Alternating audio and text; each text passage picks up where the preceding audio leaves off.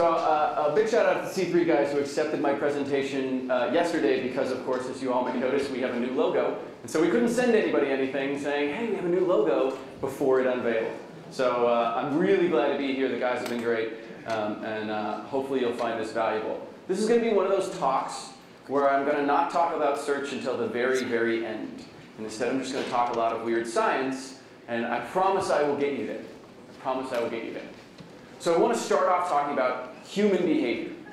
Why people do a thing. Right, so this is what I study. I study decision making. And I don't always mean active, conscious decision making. I mean the things that actually motivate us towards behavior. And the way the scientists really think about this is in terms of competing pressures, right? Promoting pressures, reasons to do something. Inhibiting pressures, reasons not to do something. These pretty much guide our life. Right? You want to eat something, you're hungry, it looks delicious, it's appetizing, there's a bunch of reasons to do it, and then you have to think about all the reasons not to do it. Well, is it high calorie? How much do I have to pay for it? How far away is it? So think about like a bowl of M&MS, right? They're wonderful, right? Little chocolatey things. And think about them on your desk. You'll eat a lot of M&Ms if I put M&Ms on your desk, right? We study this all the time. Scientists get to do terrible, torturous things to people like, here's a giant bowl of M&Ms. Let's see how many you eat. So you want to eat a little less. So you put them in a desk drawer. They're just slightly less available, right? And then they're across the room. And then you have to go to the store to get them, right? The farther we move them away from you, the harder it is. The more those inhibiting pressures, the less you eat, right? But there's a key point in there, right? Think about them leaving the room.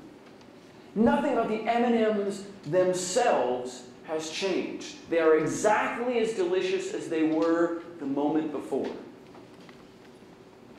If we want to get you to eat less M&Ms without moving them off your desk, we have to affect the promoting pressures, the M&Ms themselves.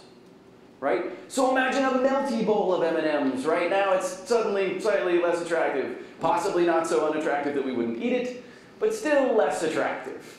You know, if Dwayne were here, I'm sure he would say that he would just eat them all. I have no idea what Matt Cutts would say, but I'm pretty sure that at least some people are still eating the M&Ms, so let's do something even worse. Let's pour vinegar all over them, right?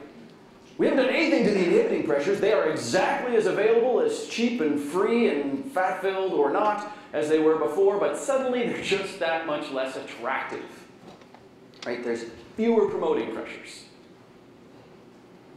I know we're still not talking about search. We'll get there. I'm going to find out what the next slide says. More of everything. I haven't done this presentation. This is a new one for me, so we're going to just do it together. More of everything. The world is, generally speaking, becoming a better place. And I don't mean that in a hyper-local sense. I'm getting a little fatter and a little balder and a little older every day. But the world is getting better. More people live longer. We have lower infant mortality rates. Intelligence is going up. Things are getting better across the board. With one very important exception that is the key for everybody in this room. We have more of everything except attention. Right? Our ability to attend to things in the world has remained relatively fixed and constant. So think about, for example, iPhones, right? The number of apps in the iPhone market has gone up and up and up and up and up. It continues to go up and up and up and up, but the number of apps that people have installed on their phone has leveled off. Which means that everybody is fighting for a little smaller piece of the pie every day. Now there are still things we can do, right? There are people in third world countries and even in our own country, they don't have a smartphone. We can go sell them smartphones. But at some point, that is an increasingly limited pie. Attention is the one frontier, the limited resource. So what does that mean for all of us? Well, it means that we need to either provide increasing promoting pressures, reasons to buy the things that we all are selling, or to do the actions we want people to do. But there's a problem with this. Limited attention means that you can only make things so good before they become basically illegal, right? There are things that are basically neurocognitively pure pleasure. And they are all illegal. For a very good reason. because they exclude everything else in your life. They take 100% of the attention pie, right? You can give rats heroin and they will experience perfect bliss all of the time. They will forget to eat and they will die, right? There is a theoretical limit on how attractive I can make something. And it becomes increasingly expensive. If you're in charge of M&Ms, you can only make an M&M taste so good. And you can see this in M&M's product lines, right? They were like, M&Ms, they already don't melt in your hands. Like, there's really just not that much more we can do, so we're going to make new kinds. We're going to make peanut butter and peanut and coconut. There are coconut M&Ms, right? They're increasing their diversity in order to find new things that they can break into. The problem is then they bump up against everybody else. If we go back to the app world, right? You could become the perfect restaurant finding app that knew everything about this person, that could always perfectly predict the exact place that they should go and eat. And the problem is, then what? Right? You have to break into some new domain where now not only are you going to find restaurants, you're going to find hotels for them. The problem is there's somebody already in the hotel space. You're going to bump up against someone else. Promoting pressures are not the answer if we go far enough out. Which turns us to inhibiting pressures. We can make things easier for people to do. Now there's a theoretical maximum there too. But it's very hard to reach. It's very hard to make something so easy that you can't make it easier or cheaper or more available or more present. So when we think about what we're optimizing for, we have to think about making things easier to do. And this is how a bunch of companies that are disrupting spaces are winning right now. Right? If you look at the Ubers of the world, right? They didn't make the taxi experience all that much more pleasurable. Sure, you get water and candy, maybe, depending on your taxi, but it's not that. It's that it's easy. I can now get them anywhere. I don't have to sit in traffic while I try and swipe a credit card. I can just get in the car and get out of the car. There's a million ways that they've made it easier to do. How does this relate to search? Let's assume for a moment you don't think I'm a complete idiot, right? Let's assume that you buy that Bing and Google are getting really, really good at our jobs. And what is our job? Our job is to allow you to ask a question and to get a really, really good answer. And there's kind of two ends of that spectrum, right? One is the sort of general purpose question. Earlier Seth talked about paddleboarding and REI, right? Hey, the world offered a promoting pressure. I saw this thing that was really cool. So I came to Bing and I said, what was this thing that I just saw? And you can imagine a perfect Bing that was, coming out of Google Glasses and, video recorded it, and so we could do an image search analysis and say, that's paddleboarding right there.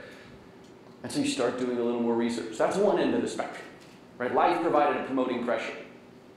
The other end of the spectrum is that the promoting pressure is already incredibly high, and what you're trying to ask me is, what paddleboard is right for me? Now, it may be that you, the retailer, are going to be in charge of that. Right? That you're going to be in charge of that data, but probably not. Probably what's going to happen is we're going to know, oh, Matt is 6'1", because we know this from a bunch of other things. And oh, Matt is this level of athletic ability. Right? We're going to know a lot about the person, which makes your job incredibly detailed information. Imagine a shirt. The end goal of search is to be able to allow people to ask a search engine a question like, give me the perfect white shirt. And it's going to be the search engine's job to go do that. So how do you become the perfect white shirt? Well, you let us know everything about your white shirt. Incredibly detailed information. How long are your sleeves? How thick is it? Right? For temperature control. And what is the neck size? Think about the information you actually surface to us. Tons and tons and tons and tons and tons of content is getting created. How much of it is actually real information versus descriptive information? Adjectives. Don't tell me the shirt is great. Everybody else told me the shirt is great. Everybody's telling me they have the best shirt. Loading it with keywords like best shirt is not going to help me in the far future. Like, as this line continues, promoting, you can't make it more attractive than someone else's shirt. What you can do is make it easier for me to say that that's the right answer. That it's exactly this size. Lower those inhibiting pressures. Right? So become incredibly detailed and surface everything. If you're running SEO for search or SEM for shirts, how many people have actually thought about, like, to the millimeter, or at least to the centimeter, descriptions of how long it is? Nobody. And the people that do it first are the people who are going to index first, right? If you've been paying attention to Bing search, you know about Satori, right? We are indexing the world. And the people that we can get into that index, that we can say, ah, yes, I understand. You and I have communicated. I understand perfectly what your shirt is. Because it will be our job to figure out for the user what the best shirt is for them. Because we're going to have more data than you're ever going to have. So it's about, can you tell me perfectly this thing that you have? I think that's everything on my slides, because I want to leave a lot of time for Q&A, because I know this is a little bit of a controversial thought, right? And I promised somebody via Twitter the first question, so shout out to me once I finish talking for a second. When you're thinking about the future, you have to be thinking in terms of a world in which attention is incredibly limited. And it's not about convincing me that something is the right answer. It's about actually being the right answer. Right? It is no longer about marketing from a, hey, my shirt is really, really super cool, and look at it there on, you know, Jean-Claude Van Damme. Look how good he looks in that shirt. That's probably a terrible example, but it's the only guy I can think of at the moment.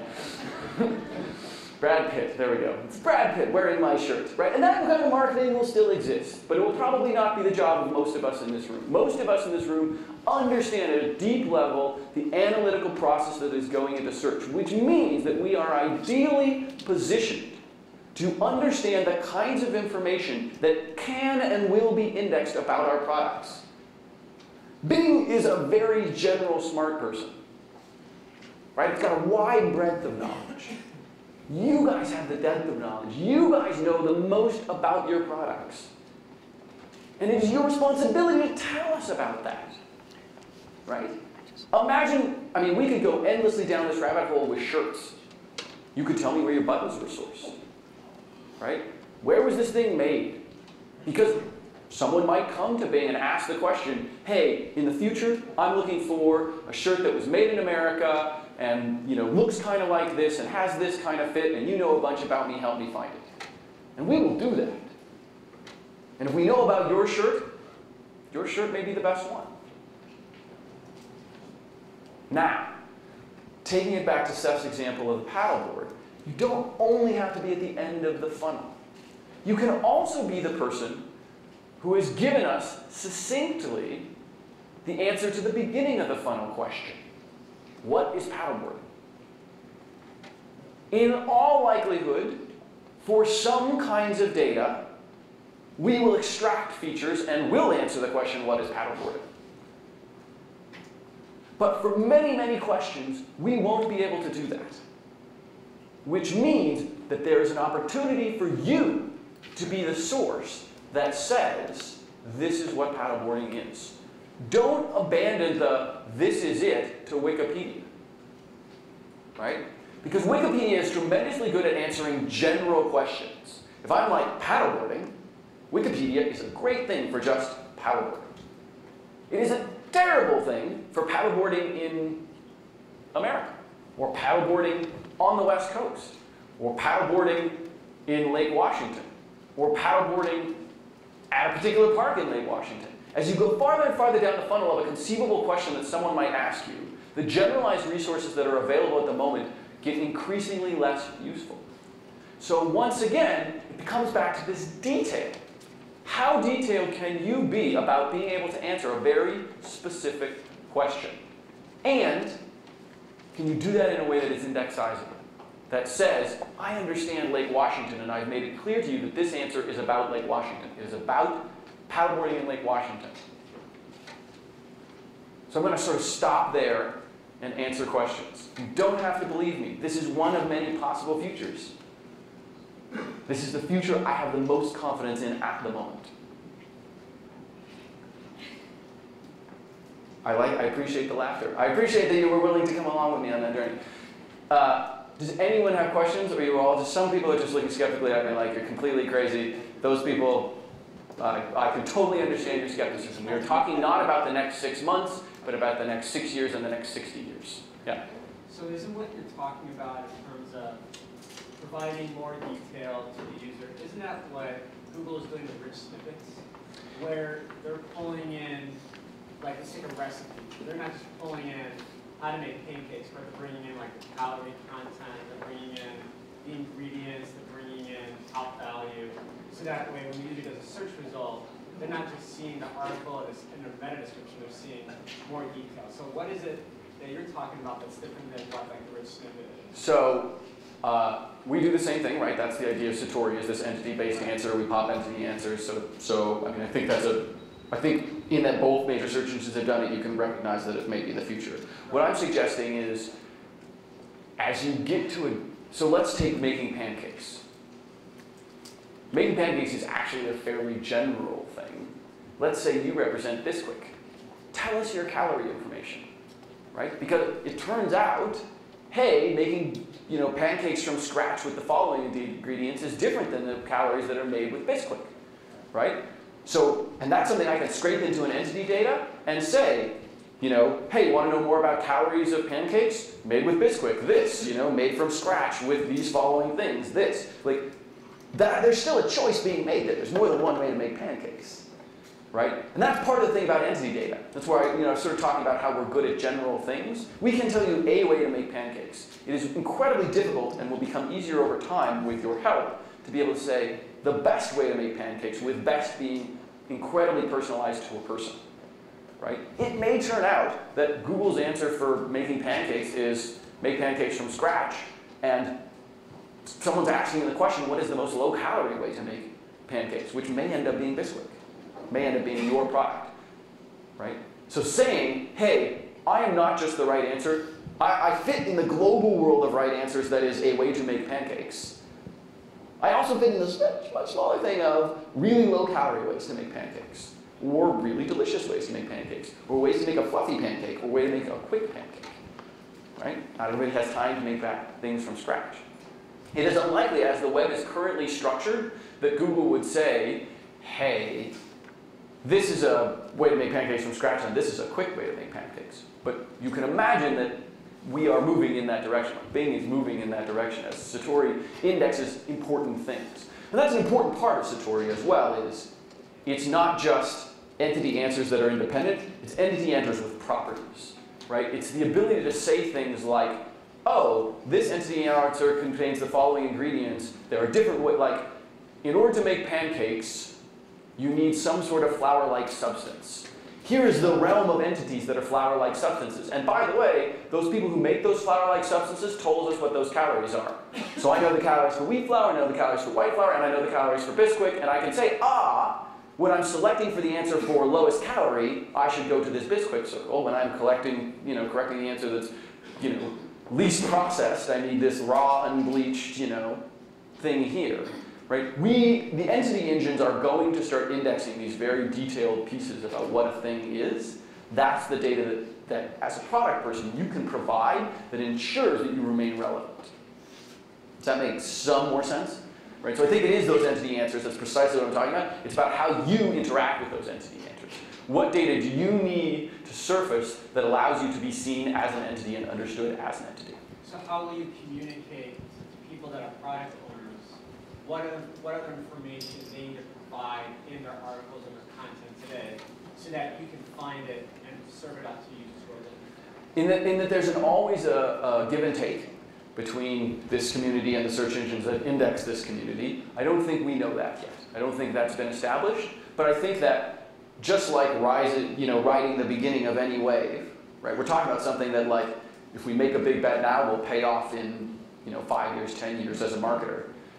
I think you as the product owner know some of the things we might want to index about you, whatever your product is, right? So if you're Bisquick, hey, ingredients is going to be part of it. I definitely want to surface those. How many people are surfacing technical information in a PDF right now? Right? Why is that not on the page? Right? Why can't I access that information and scrape it in a very clear and transparent way? So I think that you know your product better than we will. I think you and the other people in your product category will bubble up. These are the things that matter for our product category. Like, it is unlikely the weight of Bisquick matters. Right? The net weight of Bisquick, probably completely irrelevant. The net weight for something that we're going to ship a lot might be incredibly relevant. And actually, the net weight for Bisquick might be incredibly relevant if what you're asking is how many boxes of Bisquick can I ship across the country at what price. So you know the things that are relevant for your industry better than I think we will. And again, when you think about entity data, you think about feature extraction, right? We will extract the features from you. So this is a good time to be talking to the rest of the people in your industry and saying, right, what are the things against which we are likely to be compared? And how do we surface our advantage in that? Look around at your competitors. What are they not telling us that you could be telling us? Yeah? Okay, so it's really easy to be authoritative and detailed for products and things that you're selling. Yes, ma'am.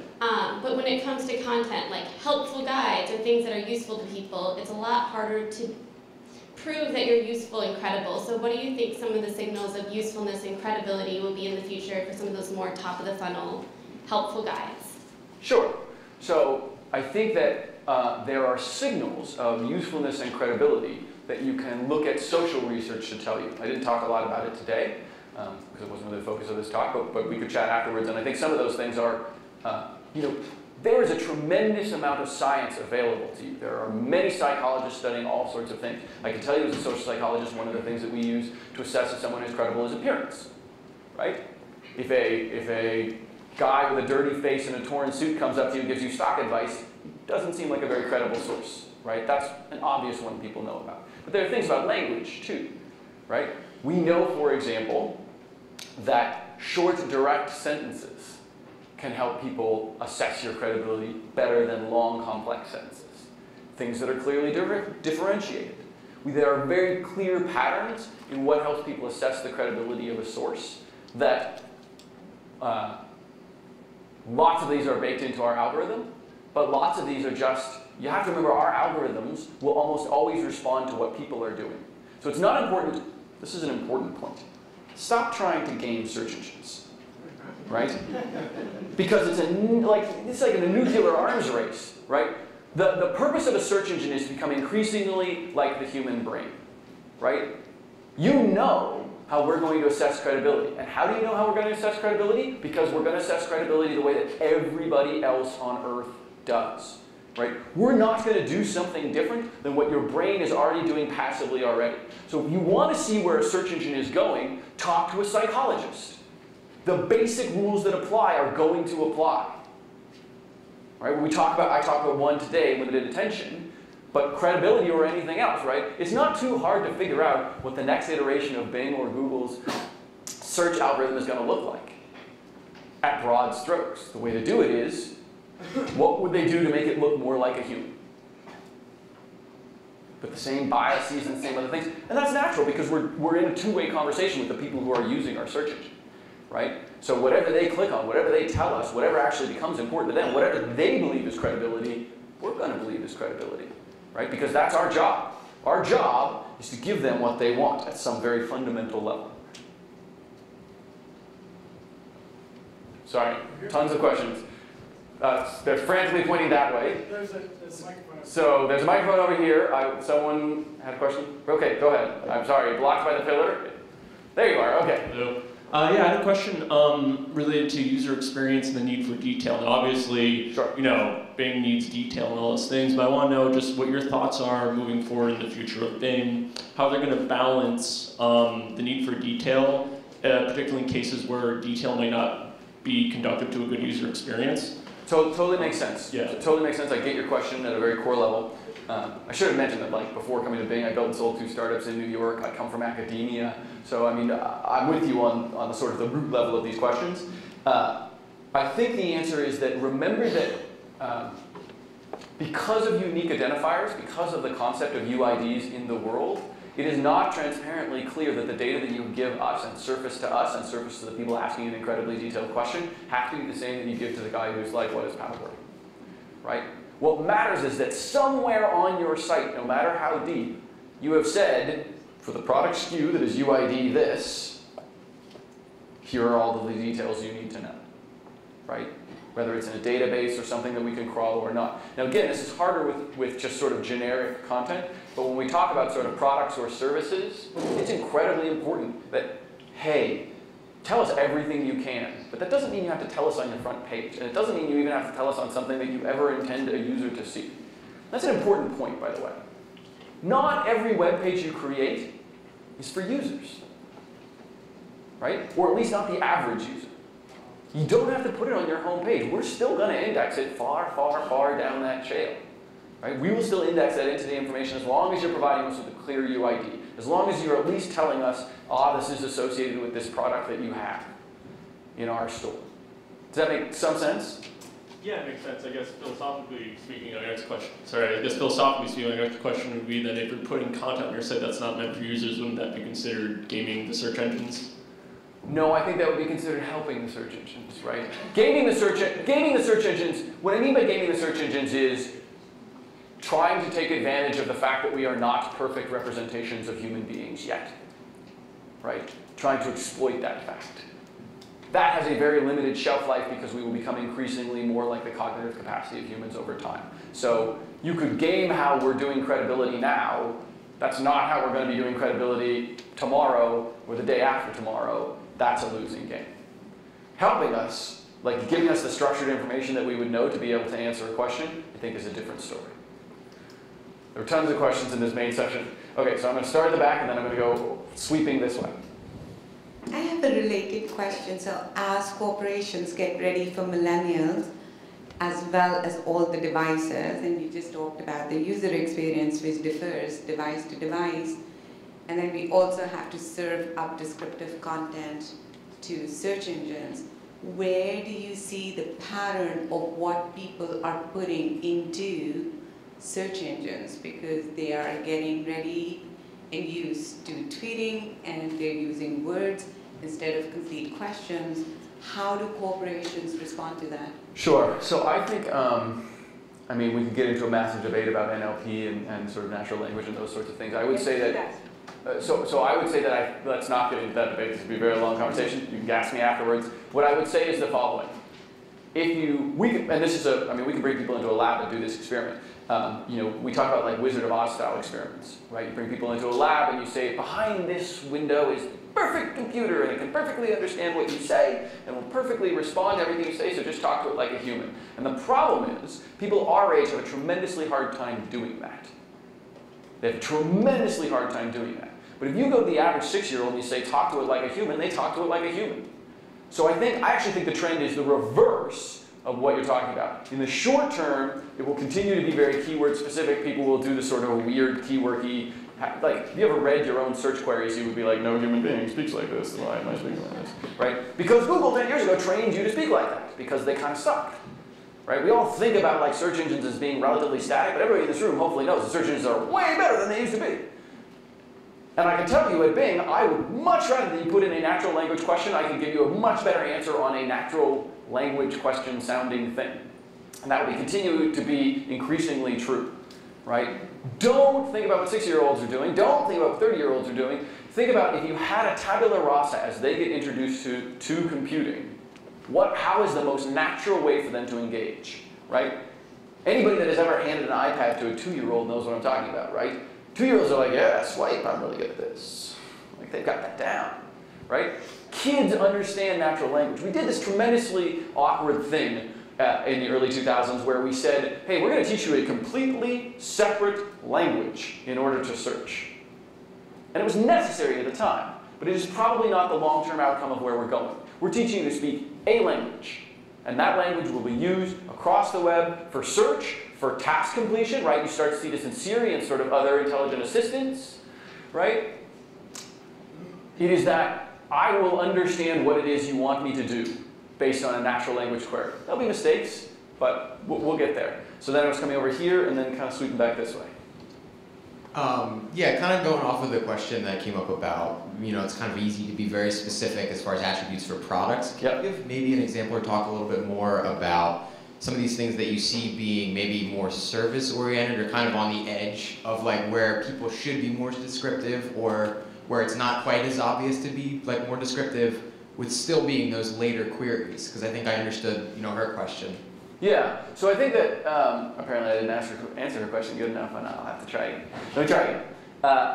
I am sensitive to the fact that there are service businesses and content businesses, and what I guess I'm suggesting is that even those, you could think about what is the sort of objective way to describe the thing that you're trying to describe. Right? So if we go back to the paddleboarding example, you can imagine writing a very long article about paddleboarding without ever really calling out the fact that it's a sport. Right? You should probably use the word sport, athletic. Right? These are terms that are actually quantitative descriptions of the thing that you are trying to describe. What I talk about in the promoting pressure is like, hey, don't tell me paddleboard's exciting.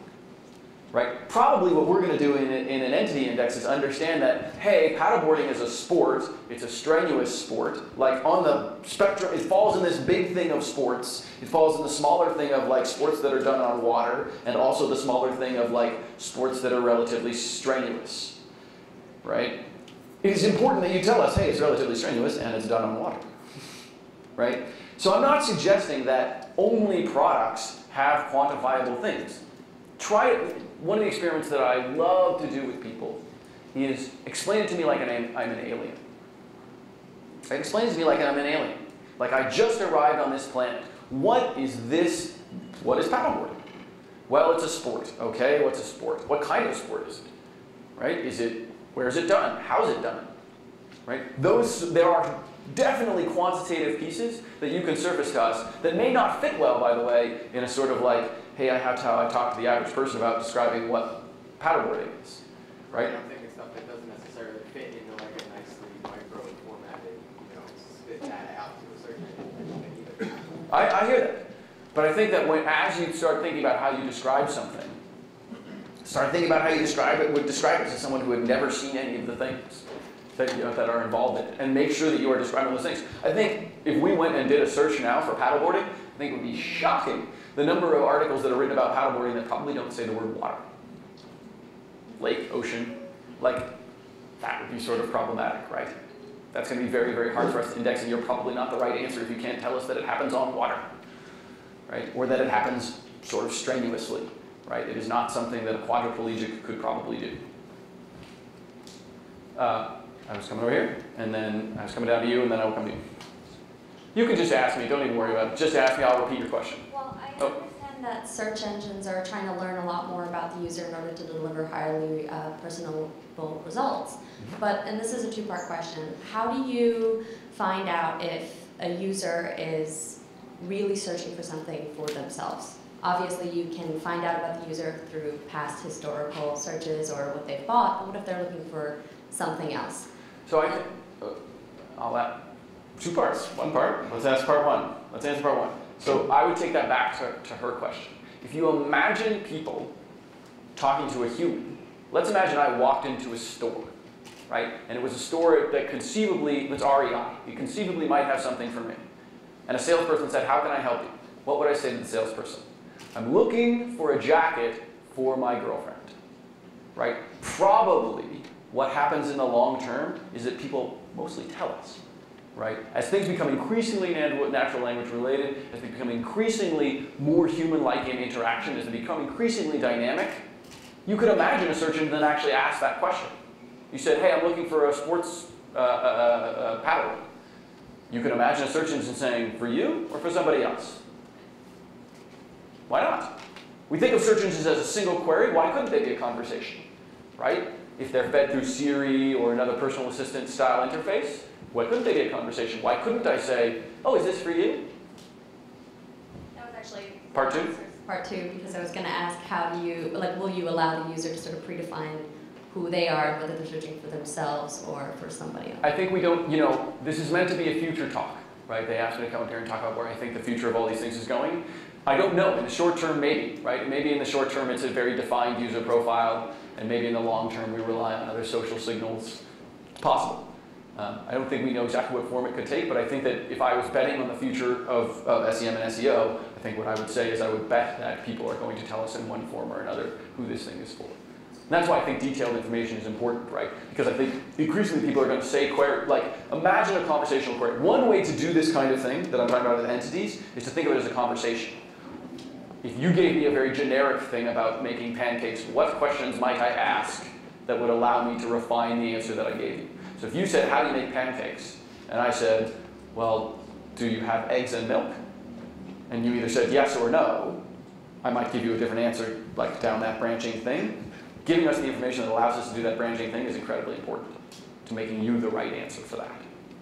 Do you think people will feel intimidated or scared that they're giving personalized information to a search engine to get better results back?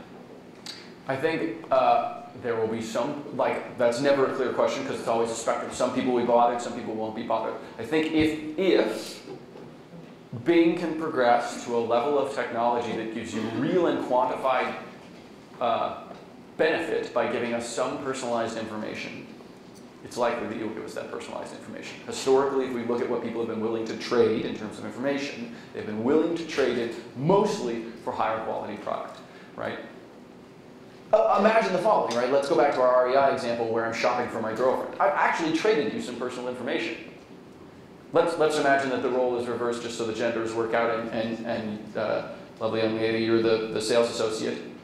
Like, I've traded her some personal information. Hey, I have a girlfriend, I am like, which means that you can't think of me in the same way and I can't ask for your number in a smooth way, right? Like, I've traded you some actually personal information, right? It's personally identifiable information. I have a girlfriend. She probably lives somewhere where they need jackets, right? I'm going to tell you more things about her. She's like, you know, about this tall and, you know, she's like, about this weight. Like, I'm going to trade all sorts of personal information to this person in order to get a better jacket for my girlfriend. Right? Transactional personal information, almost certainly people are going to be willing to share with us because that's the only way they're going to get the thing that they actually want most of the time.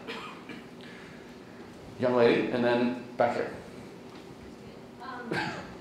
So, sorry, just thinking about what you just said. So, maybe in your future, not so far out, as people are getting wiser and wiser about content, you have two great sites with great content, with all the descriptors that you're talking about, two competitors, all tech things being equal. Now what do you look at in language to determine which site comes up?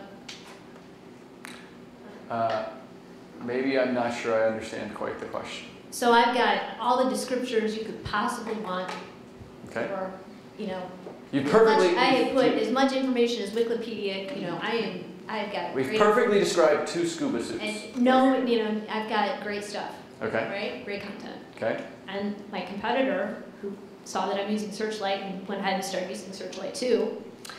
Now everybody's got great content. Okay. Okay. And when I say great content, I mean the variety of information that you discussed. Right. The adjectives and whatnot.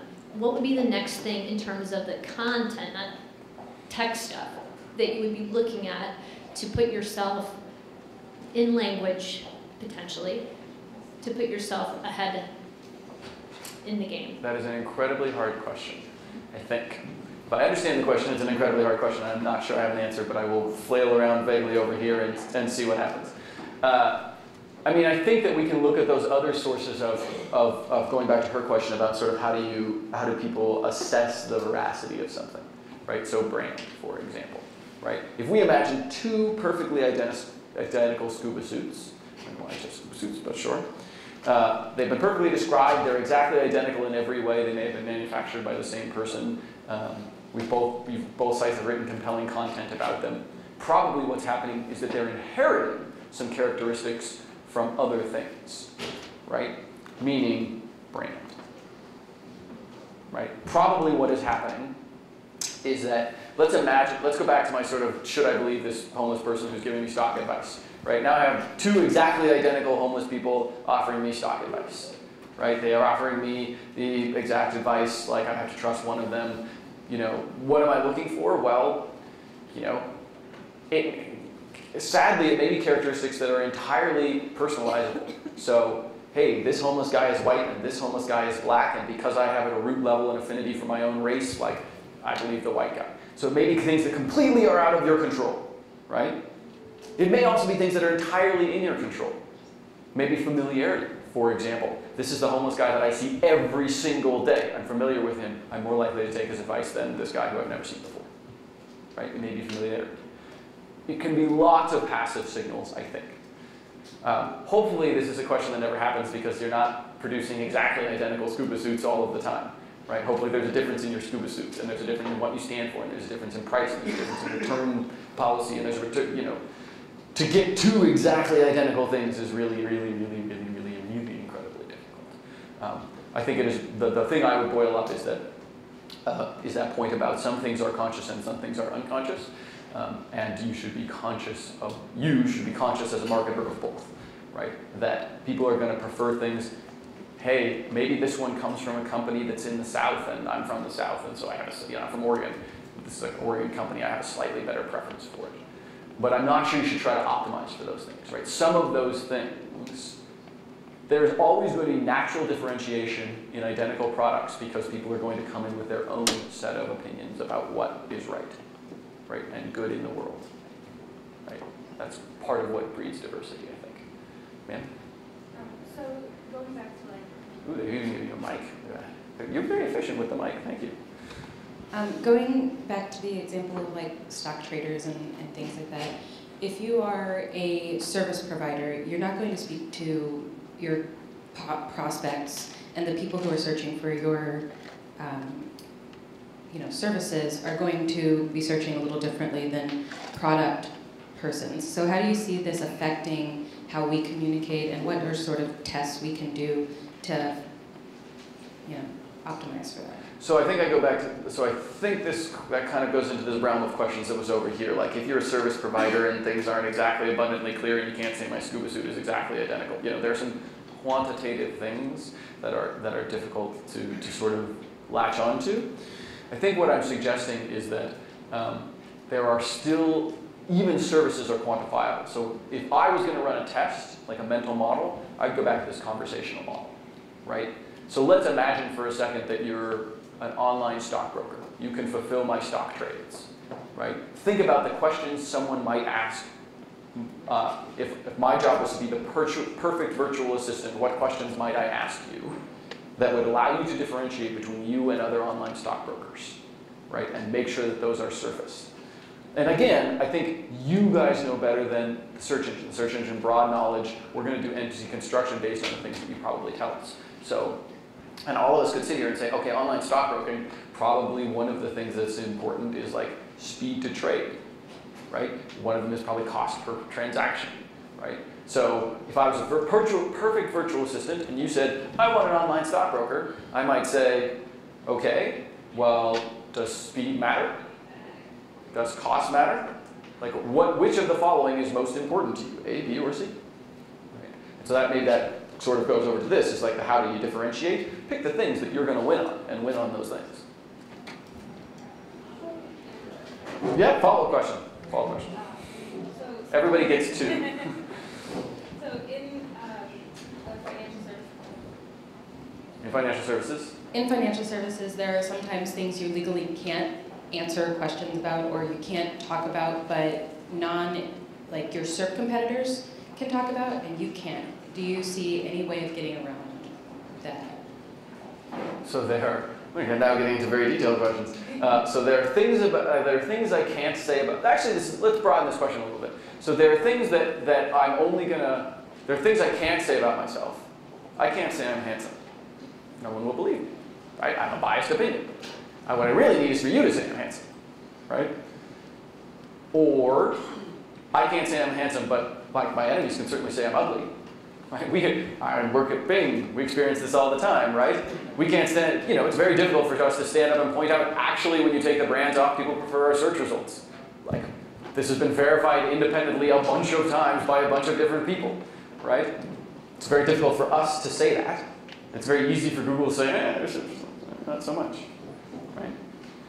What I think happens is that that's where sort of third-party content starts to come in. Right? So how can you make the things that are about your product clear enough that they are testable by someone else, right? By an objective third party. So if we imagine our sort of, two homeless stockbrokers, right, who are giving me stock advice, right? this stockbroker can't really say, well, you should believe me because you should believe me because I'm a genius. Like, he can't self-rate his own geniusness. But if someone else happens along and is like, oh, that guy gave me a stock tip last week and it was amazing, that's great, right? Third-party verification, that actually helps me. And he can make it easier for these people to objectively consider his thing, right? You could say, we offer ourselves up to experimentation, right? We provide clear and transparent information that another person could go and verify. So that is, I think, some of the way having some experience in finance, I think that's some of the way that you get around it. It's like, you go to the CFSIs of the world and you say, hey, look, I'm not allowed to make publicly available certain numbers, but I am allowed to make them available to research institutions. You are a research institution. Let me make this publicly available to you, right? It sounded like before you were saying that you thought the world in which like a celebrity sells your shirt and that gets people to buy it was going to go away, but like what you just said with Bing and Google, there's a lot of touchy-feely branding stuff that goes on that may have nothing to do with the attributes of your product. I mean, don't you think, and people talk about storytelling, social media, don't you see a place for that in this world, or is it all going to be these rational creatures making these rational decisions? So I'm a psychologist, I'll tell you very little is rational, right? Like, I mean, I have made my career on pioneering the fact that things are in fact not rational at all, as have many of my colleagues, Dan and Ariely, like, frequently quotes, people are predictably irrational, and I think that's a great way of pointing it out. So I'm not suggesting this entirely rational world. What I am suggesting is that, at least to the extent that you're talking about search engines, right? Search engines are probably not going to care a lot about who's wearing a t-shirt, right? Search engines will probably remain relatively objective in terms of, we're going to give you the qualitative answer. Right? And that's, so if we go back to the paddleboarding example, promoting pressures, right? Search engines are about the inhibiting pressures. Life is about the promoting pressures, right? What sparked Seth to ask us a question about paddleboarding? He saw somebody paddleboarding, right? You still need this in-life thing to happen, right? Maybe LL Cool J wears a shirt that says C3 and that causes 1 million people to go to a search engine and say, what is C3? We're in charge of the what is C3 piece. In the world, there will still be room for marketing that is about triggering the desire in the first place. I just don't think that probably in SEM that will have increasingly less things, because increasingly we will be answering people's questions. There'll be an increasing role of technology not to provoke the question, but to answer the question. Have I stumped everyone? Is that all the questions? Do I get to get off stage now? Apparently so. Thank you so much for your attention.